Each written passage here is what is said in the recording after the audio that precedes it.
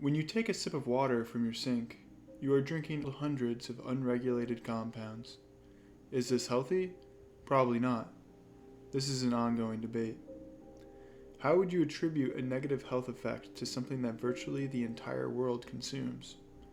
Add on to that the fact that these substances being called into question are the byproduct of something that has saved millions, perhaps even billions of lives. This is the story of the addition of chlorine into our drinking water, the terrible suffering it has alleviated, but also its recent criticisms. Chlorine is a halogen on the edge of the periodic table. Perhaps it is better known for the smell it brings to swimming pools. However, someone who is aware of some of the dark events of history will know that the element was also the basis of a chemical weapon used to kill massive amounts of people. But this is also something that most of us drink every day.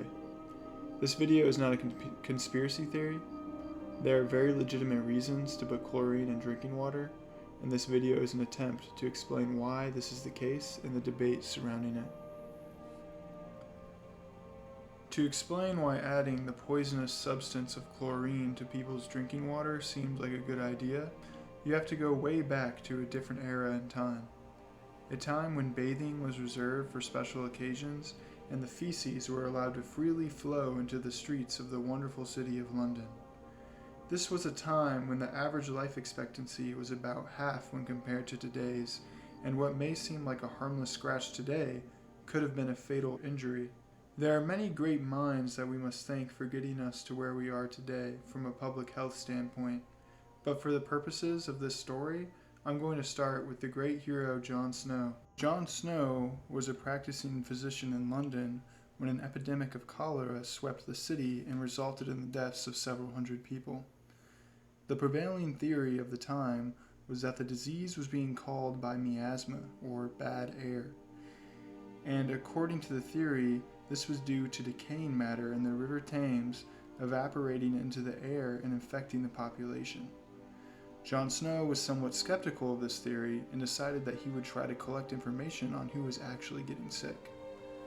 Through speaking to the residents of London and creating a dot map showing the people infected with cholera, he showed people that they were getting sick in clusters. He noticed that some of these clusters were focused around communal water pumps where people often got their daily supplies of water. With the idea that cholera could be spread through the water supply, John Snow's investigation also led him to look into the different companies supplying water. He found that companies getting their water upstream of the city saw a far lower mortality rate among the people drinking their water, while the death toll was large among people being supplied water from companies that gathered it downstream as it had been infested with the sewage of London. This event showed the entire world that water can be a carrier of disease. This was soon followed with the discovery that tiny microscopic organisms were living all around us, prompting the world's scientists and engineers to set out to understand them and to destroy them, especially to destroy them. In the 1890s, people started using chlorine because of its ability to penetrate the negatively charged cell walls of microorganisms to create germ-free water. It was only a few decades later till the chlorination of water was being implemented in the cities of several industrialized nations. It is difficult to determine just how much the chlorination of public water systems has impacted the health of societies. This is largely because this was being implemented in nations that were simultaneously industrializing. So this development was accompanied with numerous other breakthroughs in medicine and technology. But without a doubt, the elimination of waterborne diseases from the United States contributed to its 50% increase in life expectancy in its citizens over the course of several decades. In many ways, the chlorination of public water supply is a necessary precursor to becoming a developed nation. If you aren't effectively able to treat your water supply, your population will likely be the victims of horrible diseases such as cholera, dysentery, and typhoid. With germ-free water, you can see a rapid rise in your country's population, which presents a new problem of dealing with that population's waste, which can also be solved through the use of chlorine disinfectants. Today, the vast majority of the world implements chlorine disinfection into their treatment systems. The United States EPA even requires a detectable amount of free chlorine to be present in all tap water. And the World Health Organization has a presence of chloroform in drinking water as one of its guidelines. However, there is controversy. Chlorine disinfection byproducts. Chlorine is an incredible reactive substance and forms new associations with practically every molecule that it comes in contact with. This leads to a situation where any substance in the water supply, be it a natural mineral, chemicals used in agriculture, or chemical derivatives that result from the use of household products, which there are a lot of, all of these many and varied molecules are reacting with chlorine put in the water to kill microorganisms. They were discovered in 1974 during a survey being done on drinking water for the creation of the Safe Drinking Water Act, and these byproducts remain largely unassessed. So far, researchers have identified around 600 different chemical species that are formed as a byproduct of water chlorination. Some of the most common ones, and the ones we have the most data on, are called trihalomethanes, discovered by the scientist Johannes Rook. The trihalomethanes are a group of 4 compounds including chloroform. Rook demonstrated that trihalomethanes were being formed as a result of a reaction between chlorine and natural organic matter. This includes the bacteria the chlorine is designed to kill, and these substances may be carcinogenic. This is an ongoing debate. It is very difficult to measure the risks of these substances pose. These chemical species are consumed by nearly everyone in the developed world, and because cancer can be caused by a variety of environmental, genetic, and other factors such as diet, it is hard to prove that a negative health outcome is specifically caused by trihalomethanes. Also, the fact that these form a reaction with natural organic matter means that their concentration in drinking water varies with the water source, the distance from the treatment plant, and the seasons. This makes it a challenge to measure people's exposure in the first place. This does not stop scientists from trying to understand this phenomenon. In 1976, the National Cancer Institute demonstrated that chloroform does cause cancer in rodents. Several studies have indicated an increase of risk to specific cancers such as bladder cancer. Bladder cancer was found to be 47% more prevalent among males consuming trihalomethanes in a concentration above 50 micrograms when compared to males consuming a concentration of only 5 micrograms per liter. Currently, for men in the United States, there is a near 4% chance of developing bladder cancer in their lifetime. The EPA estimates that 2 to 17% of those bladder cancers could be attributed to disinfection byproducts. However, the jury is still out. The International Agency for Research on Cancer, IARC, has concluded that there is not enough evidence to prove that trihalomethanes pose a health risk. Yet, research is ongoing. The majority of these studies I read ended with a call for more research as opposed to action. These revelations still prompted a response from some agencies.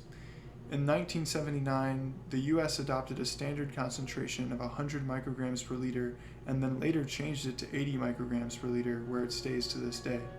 And measures have been taken by cities to reduce the precursors that are known to react with chlorine in the first place. But across the Atlantic Ocean, in the Netherlands, where scientist Johannes Rook was from, the government decided to take a different approach. Not only do they not use chlorine in their drinking water treatment process, they avoid disinfecting their water at all. There is a multi-pronged approach to water treatment in the Netherlands. The first thing they do is ensure as often as possible that the water is coming from a good source of low biological activity. This usually means groundwater aquifers, but also the strategy of pumping surface water inland and letting it percolate over many decades into the groundwater system. This water must then undergo an intense and state-of-the-art treatment process before it is pumped through biostable materials such as PVC at a much higher velocity than seen in most nations. All of this is subject to a rigorous monitoring process that can identify any potentially harmful substances and microorganisms. In an emergency, the system is capable of adding chlorine to the water automatically. The result is a drinking water system so effective that it even has lower rates of microbial pathogens in the drinking water than chlorine using European nations such as France and the UK. So it is possible to effectively distribute drinking water safely to a population without the use of chlorine. But it would be an expensive undertaking for a nation like the US, with 98% of its treatment plants relying on chlorination. Also, it is an issue that isn't on very many people's radars. This doesn't seem to be spoken about much in public health discourse. I think this may be because it challenges people's perceptions of what clean water is. Is water more pure when it is full of microorganisms or chemical disinfectants? And remember that before the technology of the 1970s, it wasn't even possible to measure contaminants like disinfection byproducts. It suggests that the purity of water and our environment in general is in reality more a reflection of our analytical capabilities. Will the next leap in our analytical technology reveal a new, subtle public health issue? Maybe. In fact, I think probably. But we shouldn't let that daunt us into inaction. Breakthroughs in this type of technology also reveal solutions. Countries like the United States will have to weigh the chronic but low risks of chlorine disinfection byproducts with the potentially deadly situation of a bacterial disease outbreak. I imagine that people living in nations that frequently struggle with waterborne pathogens would not be very sympathetic to a public health campaign to do away with chlorine, and there is still a very large part of our world where waterborne diseases is reality. Even in the US, the CDC estimates that near 7,000 people still die from waterborne pathogens, and I am not trying to understate this issue. However, just because chlorinated water is preferable to disease-infested water doesn't mean that it doesn't have consequences. I think it is worth pointing out that what makes chlorine such a great disinfectant is that it's great at killing cells, which is what we're made out of. Not to mention that we are just starting to understand the critical role that the microorganisms that live in and on our body play in sustaining our health. We may not fully grasp the impact disinfection byproducts have on our health, so I'm glad that there are nations like the Netherlands building an alternative system. I think this is a fascinating and important topic, and I hope you think about it next time you drink water.